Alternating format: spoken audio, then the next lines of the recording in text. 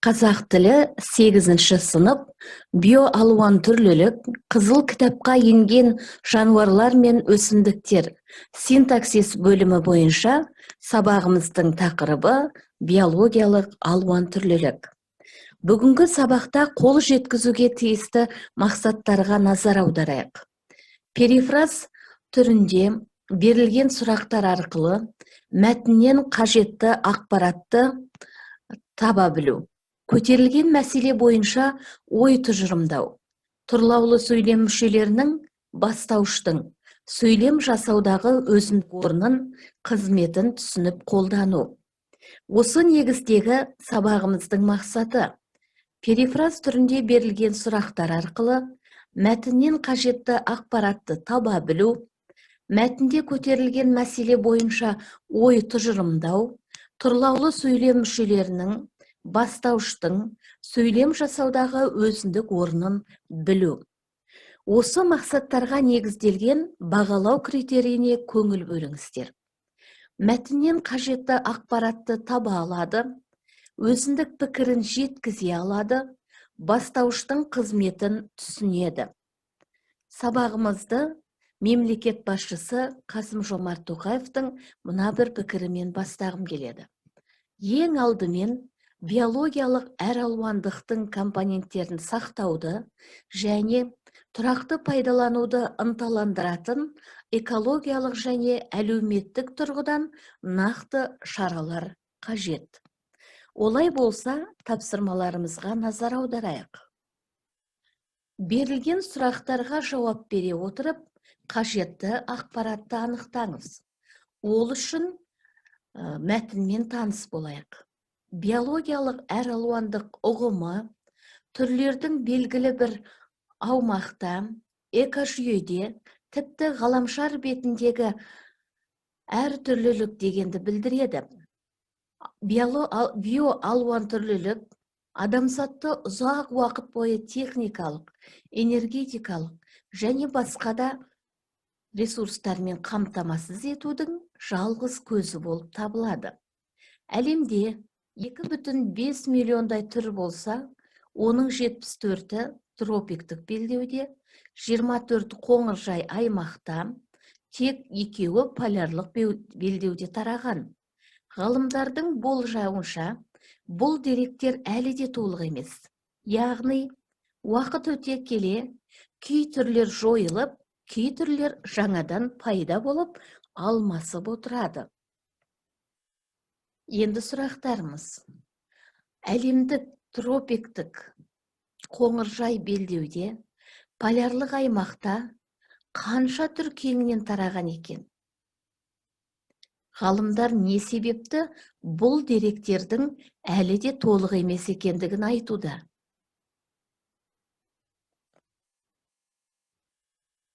Енді өз жауабыңызбен салыстырыңыз. Әлемде 2,5 миллиондай түр болса, оның 74-і тропиктік белдеуде, 24-і қоңыржай аймақта, тек 2-і полярлық белдеуде тараған. Ғалымдардың болжауынша, бұл деректер әлі де толық емес. Себебі уақыт өте келе кей түрлер жойылып, кей түрлер жаңадан пайда болып, алмасып отырады. Енді бастауыштың сөйлемдегі қызметіне назар аударайық. Бастауыш сөйлемде айтылған ойға негіз болатын, баяндауыш арқылы айтылған қимылдың не басқа сапаның иесі болатын тұрлаулы мүше. Бастауышқа тән белгілер. Құрылымдық жағынан басқа мүшелерге тәуелсіз, сөйлемдегі бас мүше, атау тұлғасында қолданылады, айтылған ойдың иесі, сөйлемдегі орны баяндауыштың алды.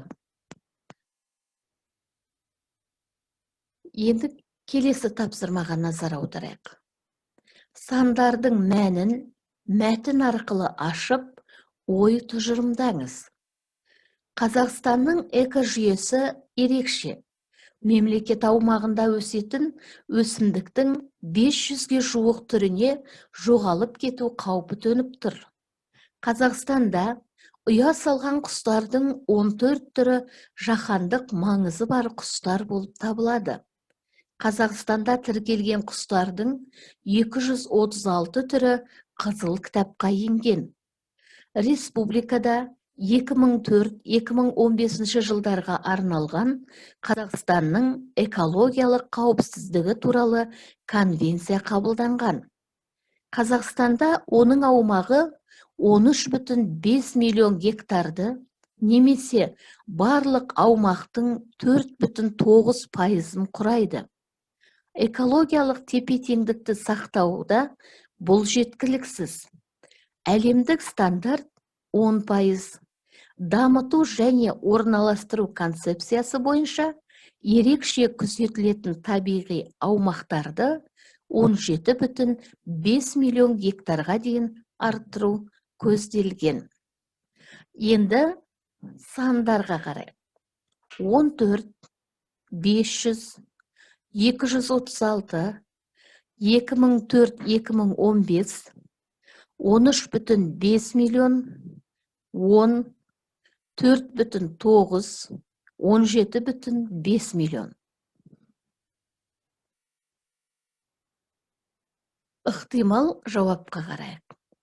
Қазақстанда құстың 14 түрі, өсімдіктің 500 түрі, ал қызыл кітапқа енген 236 түрі кездеседі. 2014-2015 жылдары елімізде экологиялық қауіпсіздік туралы конвенция қабылданған. Табиғи аумақтың көлемі 13,5 миллионды құрайды. Бұл еліміздегі барлық аумақтың 4,9%-ын құрайды деген сөз. Ал әлемдік стандарт 10%-ды құрайды. Табиғи аумақтың көлемін болашақта 17,5 миллион гектарға дейін ұлғайту көзделіп отыр. Яғни, биологиялық алуан түрліліктің сақталуы ғаламдық мәселеге жатады екен. Келесі тапсырмаға назар аударамыз. Сөйлемдердегі бастауыштарды тауып, қызметін анықта. Өтеген катерге кіргенде, алдымен сүйегенді жайлы орынға орналастыру ойында болған. Бірақ катердің іші күткендегідей болмай шықты. Содан соң сүйегенді аз уақыт болса да тыста, таза ауада тұрсын. Соңынан кірсе де кеш қалмайды деп ойлады. Ол ең соңынан келгенде көңілі қалған сүйеген ашудан жарыларда еді. Енді өз жауабыңызбен салыстырыңыз. Өтеген, сүйегенді және сүйеген ол деген сөздер бастауыш қызметінде. Өйткені сөйлемдегі қызметі атау тұлғасында тұр, баяндаушпен тікелей байланыста тұр және айтылған ойдың иесі. Сіздер бүгін алған білімдеріңізді білім қоржынына салды, білім қоржындарыңыз толықты деп ойлаймын. Сонымен биологиялық алуан түрлілік дегеннен не түсіндіңдер? Бастауыш қандай сөйлем мүшесі екен?